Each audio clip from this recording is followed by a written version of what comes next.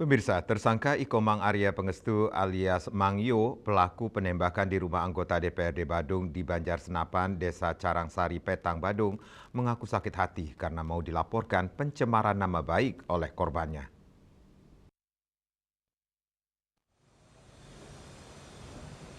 Komang Arya Pangestu alias Mang Yo kini ditahan Polres Badung dengan ancaman pasal berlapis.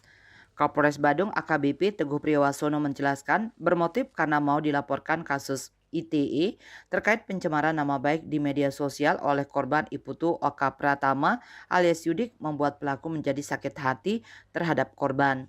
Namun sampai saat ini belum ada laporan terkait kasus tersebut.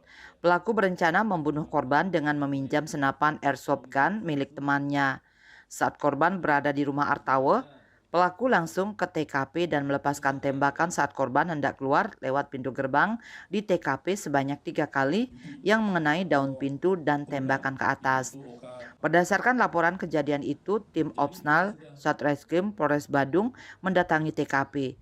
Hasil penyelidikan diketahui identitas pelaku dari Banjarkingan, Desa Plage Petang.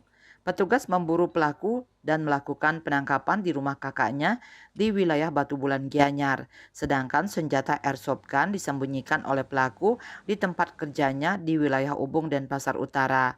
Senjata tersebut berhasil diamankan termasuk GNPS diduga turut membantu pelaku.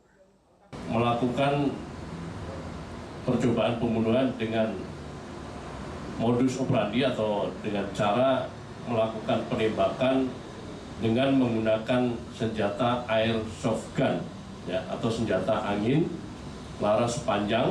Dilatar belakangi atau motifnya adalah karena pelaku merasa sakit hati terhadap korban karena merasa difitnah, di mana beberapa waktu yang lalu dia atau korban sempat akan melaporkan pelaku ini terkait dengan tindak pidana ITE, ya, sehingga pelaku merasa dicemarkan.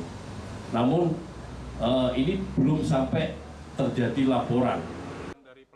Akibat perbuatannya itu, pelaku dikenakan pasal 340 KUHP, junto pasal 53 ayat 1 KUHP dan atau pasal 338 KUHP, junto pasal 53 ayat 1 KUHP, yaitu tindak pidana percobaan pembunuhan berencana dan atau percobaan pembunuhan dengan ancaman maksimal 20 tahun penjara. Raiswantara, Bali TV.